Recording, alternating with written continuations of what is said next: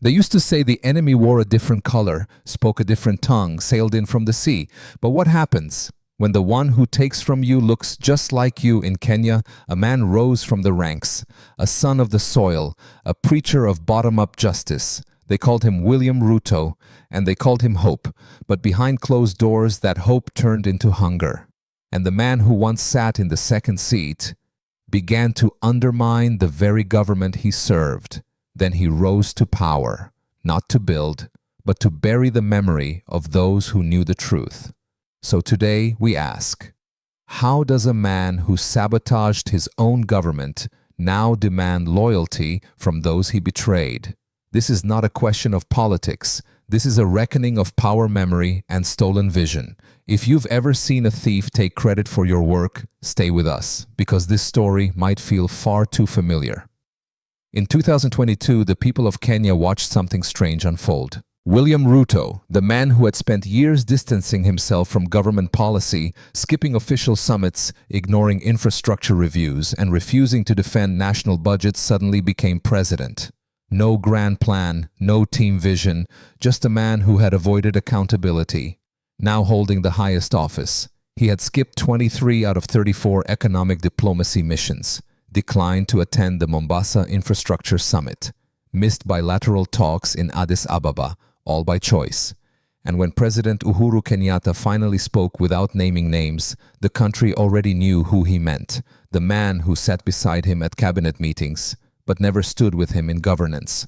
How do you claim to lead a nation when you once refused to lead at all? That's not evolution. That's contradiction painted as strategy. But the most unsettling part wasn't what he skipped. It's what he came back for. Not to serve the system he once ignored, but to demand silence from those who dare to speak. And that is where the real story begins. They say time reveals character, but sometimes all it takes is power. William Ruto didn't just walk away from responsibility as deputy president. He turned that silence into strategy. While Kenya faced budget crises, food insecurity, and rising debt, Ruto stood still. Not in body, but in duty. Between 2018 and 2021, he built no national policy. He offered no fiscal roadmap. Instead, he launched rallies. He gave speeches that sounded less like statecraft and more like campaign trailers, early, sharp, and divisive. He criticized tax policies he once helped approve. He dismissed government priorities he had once silently nodded to. And every time the public turned their eyes to Nairobi for answers, Ruto pointed right back, pretending his hands were clean. It was sabotage, dressed as independence. Dereliction, sold as bottom-up activism. Let us be clear, this wasn't a man locked out of power. This was a man seated inside power, actively pulling the floorboards apart. And when the media asked questions he didn't explain, he just smiled, because in his mind, the real campaign had already begun, and the government he refused to support was just the ladder he planned to kick away. So how does that same man now demand vision from others? How does a leader who once ghosted his own nation's needs now insist that the opposition hand him their ideas, early detailed and bound in ink? Let's talk plainly. A manifesto is not a suggestion box. It is a contract written between a people and the one they choose to trust. But today Ruto doesn't want to wait for that trust to form. He wants to see the blueprint now, not to debate it, but to harvest it, to mimic it, to strip its soul and wear its skin. We've seen this before, not just in Kenya but across our history. When enslaved workers sang in the fields, their songs were recorded and sold. When black poets wrote of freedom, their words were reprinted, without names. When inventors created, their patents were filed under someone else's initials. This is not new. This is what happens when those in power don't know how to build, only how to borrow. In 2022, Ruto's campaign was hailed for its bottom-up message. But beneath the slogans, analysts noted striking similarities to Raila Odinga's 2017 platform, microfinance for small businesses, community tax breaks, youth enterprise zones. Same ideas, different face, different flag. Now in 2025, as the opposition slowly organizes for the next election, Ruto is pressing hard. Show us your plans, be transparent. What's your economic model? But wait, did he forget? This is the same man who refused to attend economic forums as deputy president.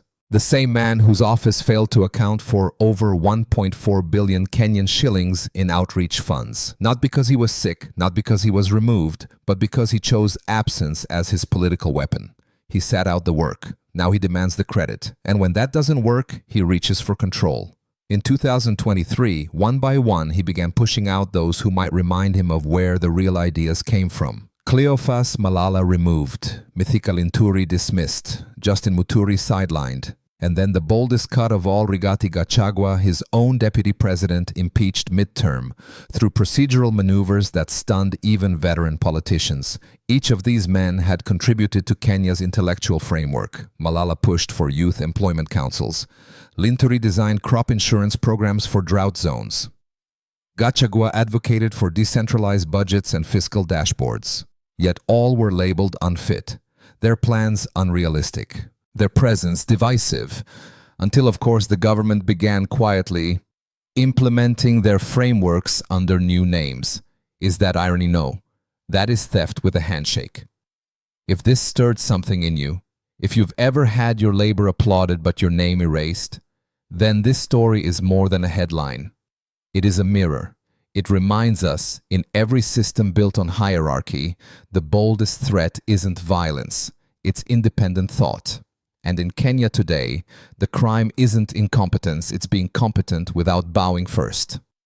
William Ruto doesn't fear bad ideas from the opposition, he fears good ones, because those are harder to discredit, harder to rebrand, and harder to steal quietly. So when he calls for early manifestos, when he insists that the opposition be serious, ask yourself, is this a call for dialogue or a trap for advantage?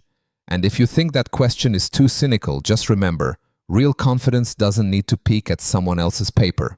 It writes its own, in full view, under pressure. But when leadership becomes a costume party, when the same hands that destroyed the blueprint now pretend to draft one, what we see is not governance, it's theater.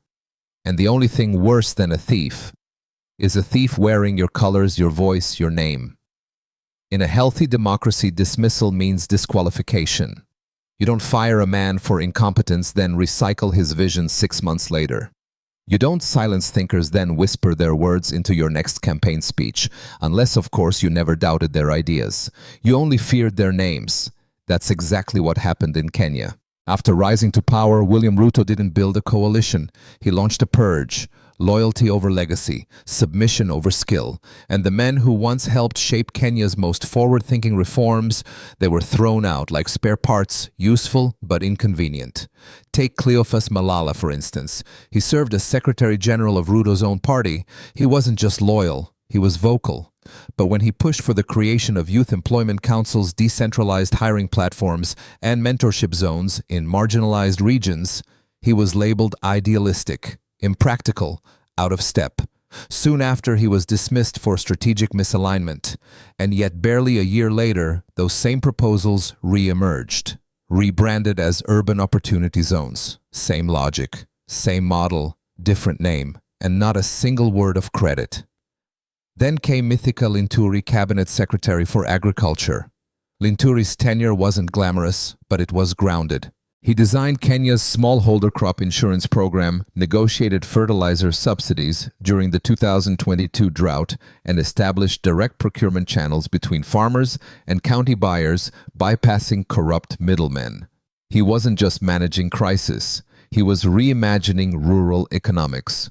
But when procurement reforms began to touch too many invisible pockets, Linturi was abruptly removed. No scandal, no public trial, just a quiet burial of a reformer who had become too competent to control. Yet today, Kenya's agricultural ministry proudly touts a farmers' protection framework echoing almost word for word the proposals Linturi authored 2 years ago. And then there was Rigathi Gachagua, the deputy president, the man elected on the same ticket as Ruto, the supposed co-pilot. Gachagua wasn't subtle. He pushed hard for fiscal decentralization, transparent budget tracking, and local resource allocation dashboards. His vision wasn't just about numbers. It was about breaking Nairobi's monopoly on power. At first, Ruto tolerated it, then he mocked it, then he erased it and the man behind it. Gachagua was impeached mid-term for administrative irregularities, a vague phrase, a dangerous precedent. A sitting deputy president removed not for criminal conduct, but for challenging central authority. Months later, a nearly identical fiscal transparency dashboard reappeared, piloted under the Ministry of Planning. The press release praised new innovations, but we remembered. So now we must ask, if the ideas were so flawed, why reuse them? And if they were so valuable, why remove the men who carried them? Because this isn't just about governance. It's about control. Control over narrative, over memory, over credit. Let's call it what it is, intellectual theft with a political smile. And this isn't just about Kenya. This is what happens when systems reward obedience more than brilliance. When leadership fears being outshined more than being wrong. Ask any black teacher who watched her lesson plan lifted by a colleague. Ask the engineer whose patent made billions under someone else's name. Ask the preacher whose words stirred a nation then got quoted without a name in the room. We know what it feels like to create, to believe, to serve, and then be told, "Thank you. That'll be all. We'll take it from here." In March 2024, a report from the Kenya Governance and Accountability Index revealed that 5 out of 7 flagship policy proposals under the Ruto administration had originated from departments now defunct or restructured. These included Gachagua's Budget Transparency Dashboard, Muturi's Civil Service Merit Matrix, Linturi's Smallholder Crop Framework, Malala's Decentralized Youth Hubs, a regional procurement portal that had been shelved in 2023 and quietly revived. The report didn't accuse anyone, it simply documented the echoes. But we hear them clearly. Because when a president fires the minds behind reform only to implement their work behind closed doors, what you have is not a government of vision, it's a government of curation, not leaders, but editors cutting and pasting policy as if leadership were a slideshow. In this, Kenya contribution is not defined by clarity. It's defined by closeness to the throne. You can have the best blueprint in the room, but if you refuse to kneel before the king, your work becomes irrelevant, and your brilliance becomes someone else's press release. This isn't politics. It's betrayal masked as order. So the question remains, what defines value in Ruto's Kenya? Is it vision or is it obedience? Because if a man is punished for thinking independently, but praised when his ideas come back under a different name, then we're not building a country, we're staging a cover band. And the audience, the people, are being asked to clap for a remix of songs they already paid for. If you've ever watched someone get erased from their own work, if you've ever felt the weight of silence replacing your voice, then you understand what's at stake here. This is not just about manifestos. This is about memory and whether any of it still matters. Because when governments recycle policy without acknowledging the source, they're not just plagiarizing ideas. They're erasing the people who made them possible. And if that doesn't disturb you, you haven't been stolen from yet. Let's not be confused. What's happening in Kenya today is not an invitation to dialogue. It's a demand for blueprints, a search for drafts, an early peek at someone else's test before the exam begins. President William Ruto has challenged the opposition to reveal their manifestos. Not next year, not after choosing their candidate, but now, before a single face is announced, before the people know who's leading what, before the movement has even chosen its voice. It's a strange request, especially coming from a man who never offered one himself, not in 2017, not in 2020, not even in 2022 when his campaign was little more than a remix of ideas pulled from others. So let's ask, what kind of president demands vision, but never wrote his own? A manifesto is not a brochure. It is a declaration, a spiritual contract between leader and people. It only means something when tied to someone who will live or die by its promises. You don't ask a movement to publish its plan before it knows whose shoulders that plan will sit on. Would a general reveal his war map before choosing his field commander? Would a preacher recite his sermon before hearing the Holy Spirit? No. Because timing is not just strategy, it's sacred. And when a ruling power demands early manifestos, what they're really asking for is material. Not to build with, but to borrow from. Not to compete with, but to preempt. We've seen it before. In 2022, Ruto's bottom-up economy was praised as revolutionary, but those watching closely recognized the bones. Community banking platforms, tax incentives for informal workers, rural microgrants. All of it traced back to Raila Odinga's 2017 economic agenda, repackaged, renamed, relabeled. And now as 2027 approaches, history threatens to repeat itself. But this time the trick is sharper. Don't wait for the other side to announce a leader. Force their hand early. Pressure them to reveal ideas before they have a face to protect them. Then dissect, dilute, and deploy. That's not dialogue. That's piracy dressed in democracy. So let us be honest. This is not about policy. It's about control. Control over the timeline, control over the tempo, control over the narrative.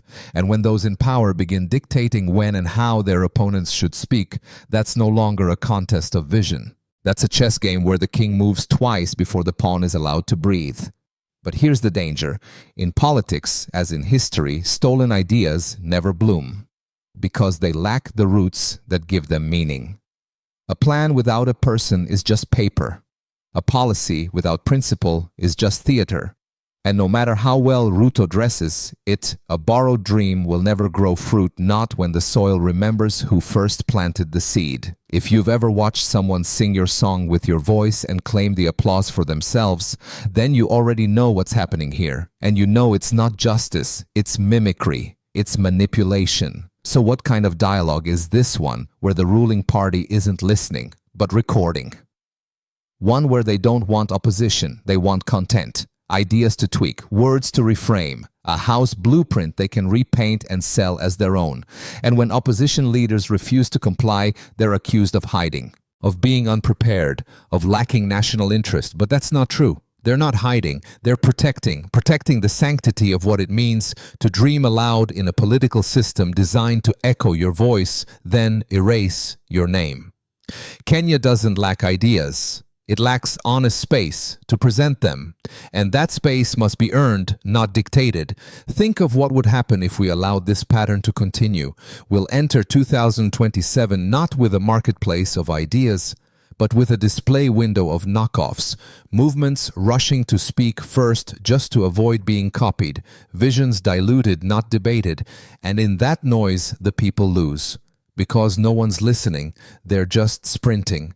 This is not just about Kenya. This is a warning for every black voice that has ever been told to speak louder, but not too loud, to show your work, but not before we've had time to borrow it. The same voice that once built Harlem, that sang in Selma, that wrote the code for NASA, now being told say it fast.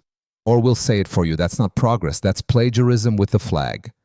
So to those pushing the opposition to release manifestos early, ask yourself, are you truly serving national interest, or are you scouting for material? Are you building democracy, or just rearranging the bricks of someone else's house? And if we keep pretending this is healthy, we'll wake up in a country where the loudest thief wins and the quietest builders are forgotten.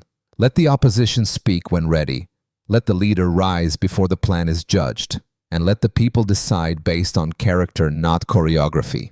Because if you love Kenya, if you believe in the continent's future, then you must believe in its right to speak on its own terms. Real leadership isn't afraid of the next idea. It's excited to meet it. They call it strategy. But if you listen closely, it sounds a lot like fear. Because a confident government doesn't suspend audit licenses after one critical report. A confident government doesn't blacklist civic forums or silence think tanks asking questions about budget overspending. A confident government doesn't label public roundtables as destabilizing, but that's exactly what happened. In March 2024, 2 respected watchdog organizations were shut down their crime publishing data on inflated infrastructure costs. That same month, Human Rights Watch documented 19 cases of intimidation targeting civic groups, journalists, and researchers. And when a bipartisan forum proposed a televised debate between former and current cabinet secretaries, State House called it premature. Premature or too dangerous to control. Because what if the people realized that the best ideas are no longer sitting in government offices? What if they saw that real debate lives outside the official podium? What if they remembered that democracy doesn't fear dialogue, it thrives on it. You see, when Ruto asks for opposition blueprints, it's not because he welcomes conversation, it's because he wants to own the conversation before it begins. Control the timing, control the framing, control the terrain. And when control becomes the goal, you don't govern, you perform.